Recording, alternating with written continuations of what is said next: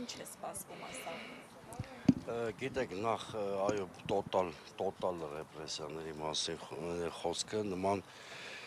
ուժի գրեյք ցուցադրությունից հետո լավատեսական սցենար քննարկել անիմաստ է, եւ ես կարծում եմ ցավոք սրտի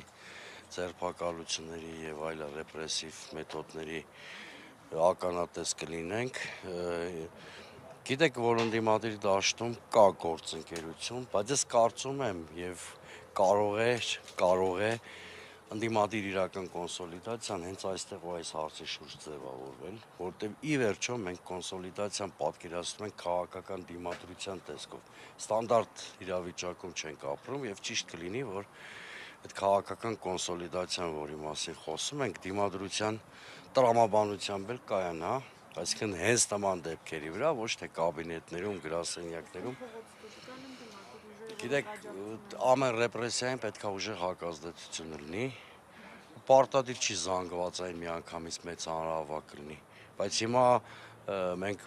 բոլոր ընդդիմադիրներով միմյանց աջակցության եւ ներդաշնակ գործողությունների անհրաժեշտություն ունենք։ Ակնկալում եք, որ այն ընդդիմադիր ուժերը առնվազն որոնց հետ համատեղ հայտարարություն կար, այս պահին դուրս գան եւ դրսում աջակցեն։ Այո, ակնկալում ենք, որ բոլորիս կոնսոլիդացիայի վայրը այս պահին այստեղ պիտի լինի։ Ճիշտ այնպես, եթե մեր որևէ այլ ընդդիմադիր գործընկեր թիրախավորվի, մեր բոլորիս կոնսոլիդացիայի վայրը այդ տեղը այդ վայրում պիտի լինի։ Թիրախավորելը կանխատեսելի չէ, պարոն Սուրեգյան։ Կանխատեսելի է։ Նիկոլ Փաշինյանի հայտարարությունները նախընտրական Ես 5 շաբթի ուրբաթ պարոն Ծառուկյանի հետ ինտենսիվ շփվել եմ, սցենարը մենք կանխատեսում ենք, այնպես չի որ զարմանալի էր։ Հաշվի առնելով այն գնահատականները, որ հնչում են, որ սա քաղաքական ամբողջությամբ քաղաքական գործընթաց է, քաղաքական գործընթացին հակաքայլերը ինչպիսին են։ Միայն քաղաքական։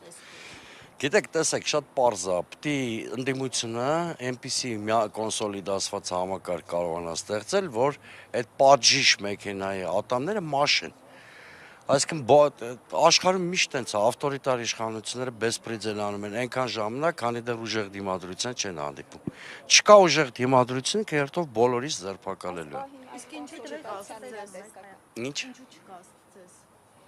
Այս պահին փաստացի Արդյունավետ քաղաքական համակարգեր ստեղծելու խնդիր ունենք, անկեղծորեն պիտի ասեմ, այդ համակարգերի ստեղծման հարցում բոլորս թերացել ենք։